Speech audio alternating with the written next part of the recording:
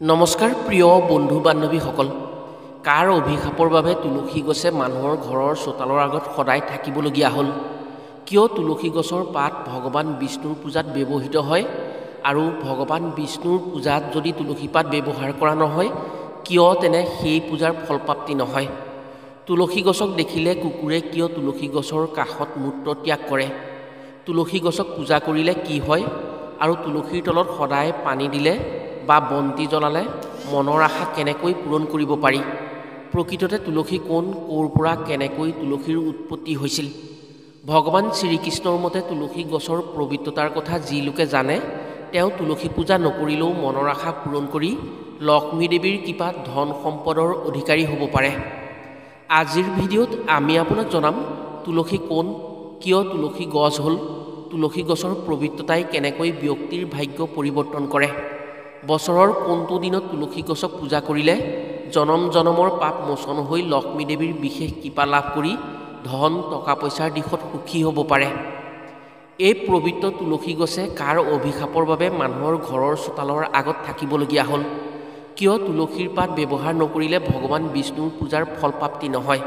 সেয়েহে আজিৰ ভিডিঅ'টো প্ৰতিজন ব্যক্তিৰ বাবেই অতি গুৰুত্বপূৰ্ণ ভিডিঅ'। আজিৰ ভিডিঅ'টো যদি আপুনি সম্পূৰ্ণকৈ চায় তেনে কথাসমূহ জানি নিশ্চয় উপকৃত হোৱাৰ সুযোগ পাব। হিন্দু শাস্ত্ৰ মতে যিজনে তুলসী গছক পূজা কৰে তেওঁ লক্ষ্মী দেৱীৰ কৃপাত ধন টকা পইচাৰ দিশত কেতিয়াও কষ্ট পাব নালাগে। যাৰ ঘৰৰ পূব দিশত তুলসী গছ থাকে তেওঁ যদি সপ্তাহৰ 2টা বাৰত তুলসী গছক পূজা কৰে, সন্ধিয়া তুলসীৰ তলত বন্তি প্ৰজ্বলন কৰে, তেনে তেওঁৰ সৌভাগ্য মুকলি হয়।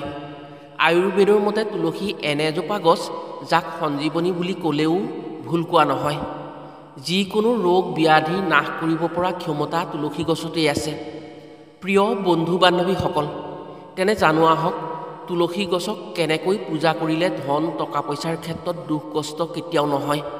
কাৰ অভিশাপৰ ফলত এই পবিত্ৰ গছে মানুহৰ ঘৰৰ চোতালৰ আগত হ'লেহে পবিত্ৰতা আৰু ক্ষমতা পায়? তুলসী গছ দেখিলে কিয় কুকুৰে পেচাব কৰে বা মূত্ৰ ত্যাগ কৰে? কথাসমূহ কোৱাৰ আগতেই আপোনাক এটি সৰু অনুৰোধ জনাওঁ। ভিডিঅ'টো যদি ভাল পায় তেনে এটা লাইক কৰাৰ লগতে কমেণ্ট বক্সত জয় মা তুলসী বুলি লিখিবলৈ কেতিয়াও নাপাহৰিব। আৰু যদি আমাৰ চেনেললৈ প্ৰথম আহিছে তেনে চেনেলটো ছাবস্ক্ৰাইব কৰাৰ লগতে অন্য 10জনে উপকৃত হোৱাকৈ ভিডিঅ'টো শ্বেয়াৰ কৰিবলৈ অনুৰোধ জনালোঁ। প্ৰথমে জানো আহক তুলসী গছ প্ৰকৃততে কোন, কিয় তুলসীৰ পাত বিষ্ণুৰ পূজাত ব্যৱহাৰ নকৰিলে ভগৱান বিষ্ণু সন্তুষ্ট নহয়। এবাৰ ভগৱান শ্ৰীকৃষ্ণই নিজৰ দ্বাৰ ৰক্ষক সুদামক ক'লে, আজি মোৰ ওচৰলৈ কিছু সময়ৰ বাবে কাকোৱে আহিবলৈ নিদিবা। মোৰ আজ্ঞা নোপোৱা পৰ্যন্ত যোন আহিলেও তুমি দুৱাৰৰ ভিতৰ ফালে সোমাব নিদিবা।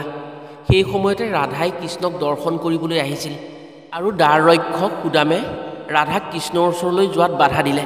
বাৰে বাৰে ৰাধাই কৃষ্ণক দৰ্শনৰ বাবে চেষ্টা কৰাত সুদামে বাৰে বাৰে বাধা দিছিল ৰাধাক, আৰু ৰাধাৰ খং উঠি সুদামক অভিশাপ দি ক'লে, যি কৃষ্ণৰ বাবে মই ব্যাকুল হৈ থকাৰ পাছতো তই বাধা দি ৰাখিছ, তয়ো এদিন কৃষ্ণৰ ওচৰৰ পৰা আঁতৰিব লাগিব, তই দৈত্যৰ কুলত জন্ম হ'ব লাগিব।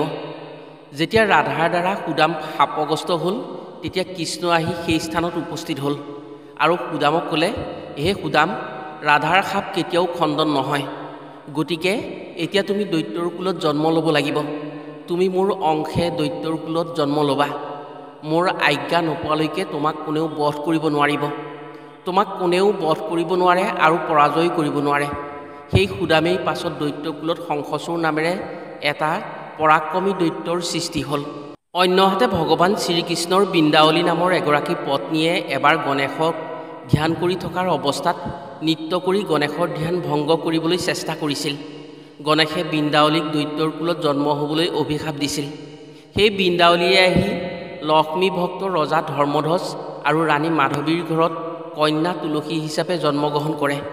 তুলসী যেতিয়া ডাঙৰ হ'ল তেতিয়া তুলসীয়ে ভগৱান বিষ্ণুক স্বামী হিচাপে পাবলৈ ব্ৰহ্মাক ধ্যান কৰিছিল। তুলসীৰ ধ্যানত ব্ৰহ্মা সন্তুষ্ট হৈ তেওঁক কৃষ্ণৰ অংশে অৱতাৰী দৈত্য শংখচূড়ক স্বামী হিচাপে গ্ৰহণ কৰিবলৈ পৰামৰ্শ দিছিল। ব্ৰহ্মাৰ কথা অনুসৰি তুলসীয়ে বিষ্ণুৰ অংশে অৱতাৰী বীৰ শংখচূড়ক স্বামীৰূপে গ্ৰহণ কৰে। পিছত শংখচূড় মহাপৰাক্ৰমী হৈ দেৱতাসকলক পৰাস্ত কৰি অমৰাৱতী অধিকাৰ কৰাত দেৱতাসকলে মহাদেৱক সেই দৈত্য বধ কৰিবৰ বাবে খাটনি ধৰিছিল। মহাদেৱে বহু চেষ্টা কৰাৰ পাছতো শংখচূড়ক বধ কৰিব নোৱাৰাত ভগৱান বিষ্ণুৱে ক'লে, দেৱী তুলসীৰ যেতিয়ালৈকে সতীত্ব গুণ থাকিব আৰু তেওঁ সতীত্ব বৰ্তৰ ফলত শংখচূড়ক কোনেও বধ কৰিব নোৱাৰে, তেওঁ অজেয় বীৰ হৈ থাকিব। সেয়েহে মই সতী তুলসীৰ সতীত্ব হৰণ কৰিম, তেতিয়াহে শংখচূড়ক বধ কৰিব পাৰিবা। ভগৱান বিষ্ণুৱে তুলসীৰ সতীত্ব হৰণ কৰে আৰু শংখচূড়ক বধ কৰে মহাদেৱে। যেতিয়া তুলসীয়ে নিজৰ সতীত্ব নষ্ট হোৱা বুলি জানিলে, তেতিয়া ভগৱান বিষ্ণুক পাষাণ হৈ শিল হৈ থাকিবলৈ অভিশাপ দিলে।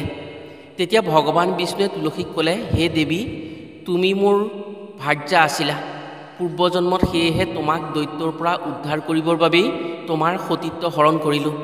তোমাক এৰি মই অসম্পূৰ্ণ, তুমি মোক তোমাৰ ছাট ৰাখিবা। তোমাক ময়ো অভিশাপ দিছোঁ, তুমি বৃক্ষ হৈ যোৱা। তুমি যেতিয়া বৃক্ষ হৈ থাকিবা, তোমাৰ ছাট মই তোমাৰ অভিশাপ অনুসৰি শিলা হৈ শালেগ্ৰাম ৰূপত থাকিম।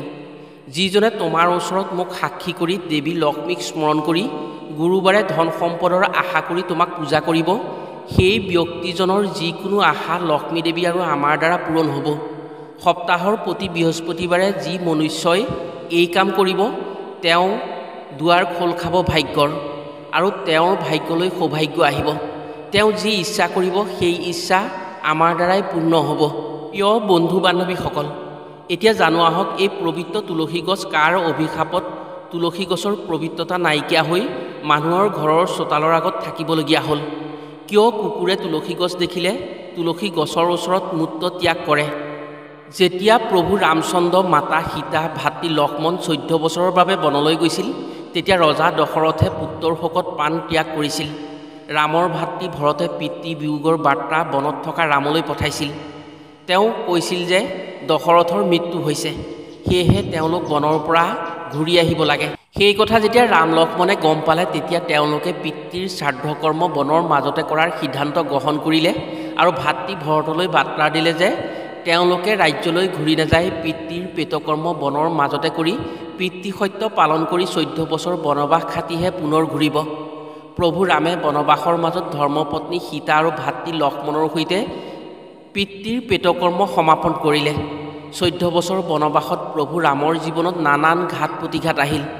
দণ্ডুকা বনত মাতা সীতাক ৰাক্ষসৰ ৰজা ৰাৱণে হৰণ কৰিলে। প্ৰভু ৰাম আৰু লক্ষ্মণে মাতা সীতা উদ্ধাৰৰ বাবে বান্দৰ ৰাজ সুগ্ৰীৱৰ সৈতে মিত্ৰতা কৰি বালিক বধ কৰিলে। বনৰ মাজতে প্ৰভু ৰামৰ পৰম ভক্ত মহাবীৰ হনুমানক প্ৰভু ৰামে লগ পালে আৰু বান্দৰৰ লগত মিত্ৰতা কৰি সীতা মাতাক উদ্ধাৰৰ বাবে সাগৰত সেতু নিৰ্মাণ কৰি লংকা নগৰী বান্দৰৰ বীৰগণৰ সহায়ত আক্ৰমণ কৰিলে। লংকাৰ ৰজা ৰাৱণৰ সৈতে মহাৰণ কৰি ৰাক্ষসৰ বীৰসকলক মৃত্যু দিলে।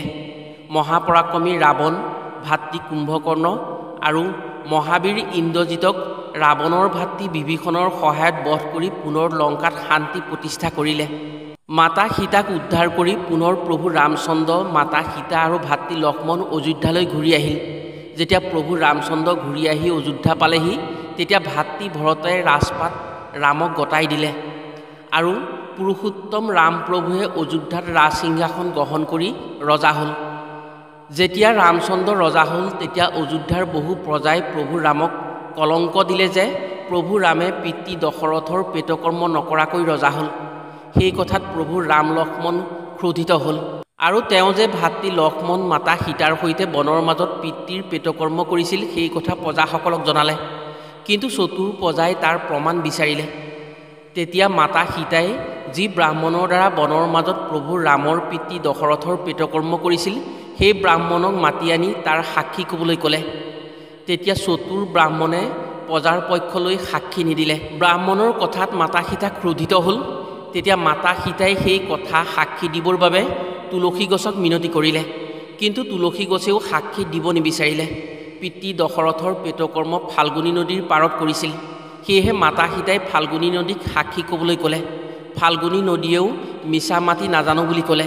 তেতিয়া মাতা সীতাই বটগছ আৰু দুবৰি বনৰ ওচৰত সাক্ষী বিচাৰিলে।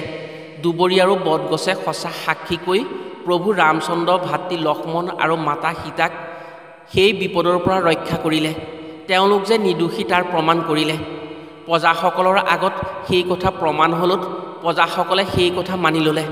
ফাল্গুনী নদী ব্ৰাহ্মণ আৰু তুলসী গছৰ ওচৰত যেতিয়া মাতা সীতাই নিজে অপমানিত হ'ল। সেই কথাত মাতা সীতাৰ ভীষণ খং উঠিল আৰু মাতা সীতাই তিনুকে অভিশাপ দি ক'লে, হে ব্ৰাহ্মণ, তুমি যি মিছা কথা ক'লা তাৰ বাবে তুমি যি পেটকৰ্ম কৰিবা সেই পেটকৰ্মৰ ধন টকা পইচাৰে তুমি কেতিয়াও চলিব নোৱাৰা।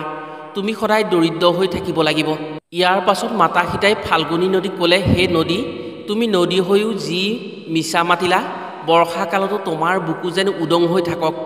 তুমি পানীৰ বাবে হাহাকাৰ কৰি থাকিব লাগিব। আৰু তুলসী গছক ক'লে, হে তুলসী, তুমি মহা ধাৰ্মিক আৰু পবিত্ৰ হৈও যি মিছাৰ আশ্ৰয় ল'লা সেইবাবে তোমাক মই অভিশাপ দিলোঁ। তুমি সদায় চোতালৰ মূৰত থাকিবা আৰু বাঢ়নীৰ আগৰ মাটি সদায় তোমাৰ গাত পৰিব। কুকুৰে তোমাক দেখিলে তোমাৰ গাত মূত্ৰ ত্যাগ কৰিব। সেয়েহে তুলসী গছ সদায় চোতালৰ আগত থাকে। তুলসী গছ দেখিলে কুকুৰে মূত্ৰ ত্যাগ কৰে। দুবৰি আৰু বটগছক মাতা সীতাই ক'লে, হে দুবৰি, তুমি যি সত্য বাক্য কৰিলা তাৰ বাবে তুমি সদায় অমৰ হৈ থাকিবা। তোমাক কোনেও মাৰিব নোৱাৰে। আৰু বটগছক ক'লে, হে বটগছ, তুমি যি সঁচা সাক্ষী কৈ আমাক উদ্ধাৰ কৰিলা তাৰ বাবে তুমি সদায় পূজনীয় হৈ ৰ'বা। তোমাক পূজা কৰি মনুষ্যই উদ্ধাৰ হ'ব পাৰিব। প্ৰিয় বন্ধু বান্ধৱীসকল, মাতা সীতাৰ অভিশাপৰ বাবেই তুলসী গছ সদায় চোতালৰ আগত ৰোৱা হয় আৰু বাঢ়নীৰ আগৰ মাটি তুলসী গছৰ গাত পৰে আৰু তুলসী গছ দেখিলে কুকুৰে মূত্ৰ ত্যাগ কৰে। আশা কৰিছোঁ আজিৰ ভিডিঅ'ৰ জৰিয়তে নিশ্চয় উপকৃত হোৱাৰ সুযোগ পাব। আজিলৈ ভিডিঅ'টো ইমানতে সামৰিছোঁ।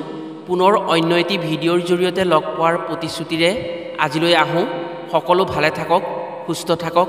ধন্যবাদ।